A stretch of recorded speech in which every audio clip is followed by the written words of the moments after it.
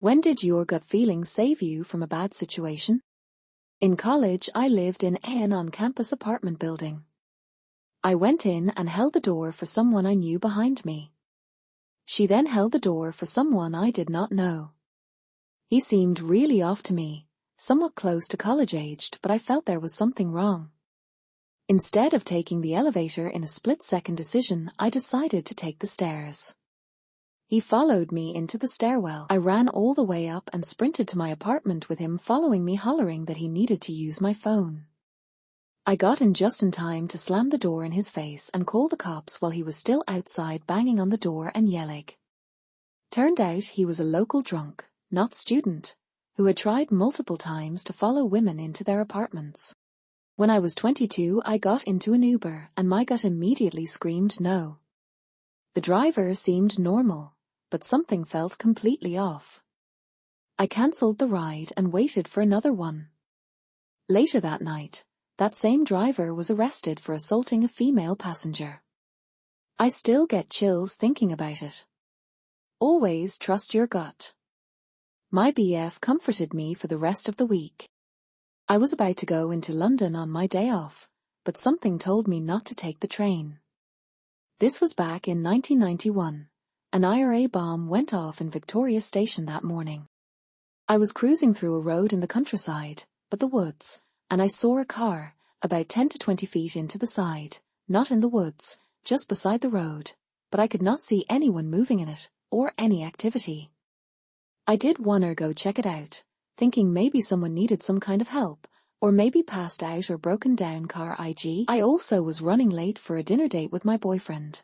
Along with that, I had a gut feeling that it was better to call the cops and inform them.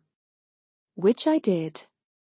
I woke up the next day only to find out there was a killer out loose who shot and killed 3 people in that car. God, I was frozen. A few years ago I woke up in the dead of the night, went out and sat in the dark on my couch staring at the back door. I just sat there for a few more minutes staring at the door, then got up, checked the door. It was unlocked, so I locked it, and went back to bed. Not 5 minutes later I heard loud banging on the back door. Some deranged man had wandered through our backyard and was screaming, "Let me in," and trying to open the door. Wildly, there were already cops stationed on our street, and they showed up within seconds. The whole thing was so weird. On my last summer trip, my parents gave me tickets to Germany for my birthday. It was my first trip alone. Well, on that trip I met a guy at the hotel where I was staying. He seemed nice, but when I politely agreed to go out with him, we went to a nearby pub and everything was going well. But when I went to the bathroom and I went back to him, I don't know why, but something inside me told me he wanted to do something bad to me. Then I saw my drink, which looked fuller than when I'd left it, and I'm sure he tampered with it. So I just pretended I had to go back to the hotel because of an emergency, and well, something tells me I did the right thing by leaving. Not me, but my mom. We had just got done with a doctor's appointment later in the day, and she asked if I wanted to stop at Taco Bell for a little day dinner. I said yes. She drives home instead of going straight there, not really giving me a reason. Taco Bell was literally 2 minutes away. We get there and see smoke. We managed to get there right as a fire had started from our fish tank, apparently exploding. We stayed in a hotel for Christmas and months after, but the damage could have been way worse and all the animals got out safe. Could have turned out way different if I had gotten my crunch wrap meal that night. There was this guy at the school I used to go to who was just a piece of shit. I never liked him. I avoided him from before he even started causing problems. I knew it wouldn't end well. Eventually one day he sat next to me and wouldn't leave me alone. My BF at the time had befriended him since he had no friends. But he wasn't there that day. A few days later my BF, at the time, shows me some text messages about the guy trying to rally my BF to SA me. I knew he was bad from the moment I saw his face.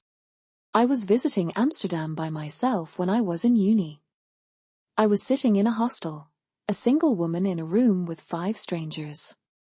Well, said strangers walked in, and it was 5 guys that were there for a bachelor party. Fine, no problem.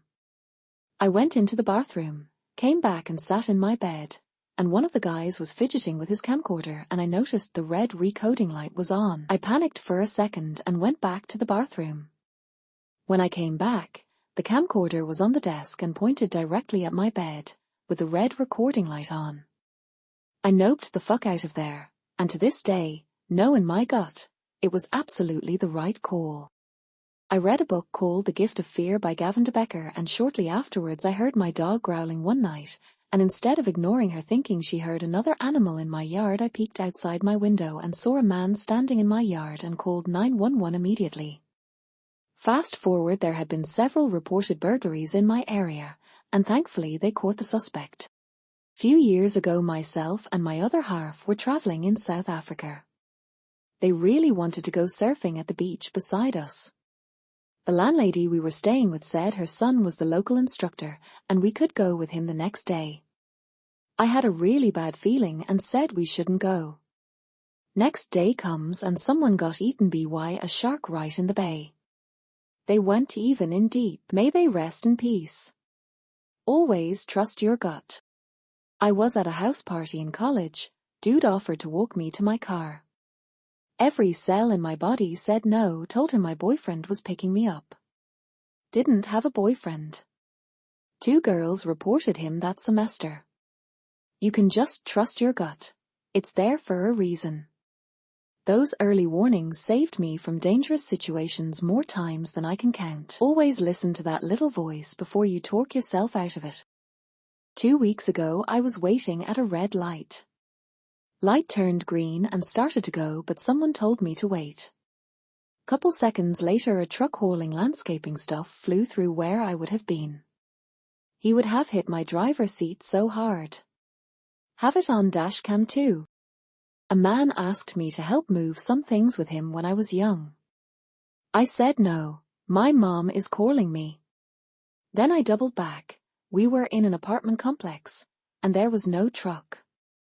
No boxes. No dudes. In a 2-minute walk. I told my family and my pupper said, and no man needs help with anything from you.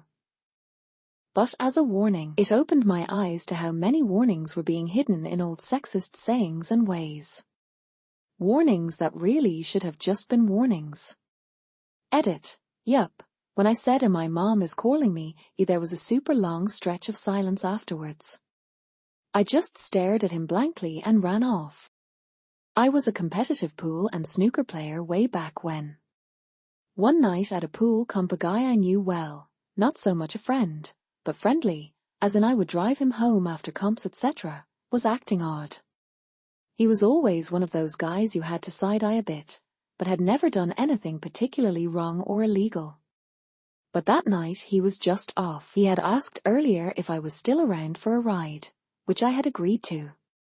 But my gut said no based on his general aura that night.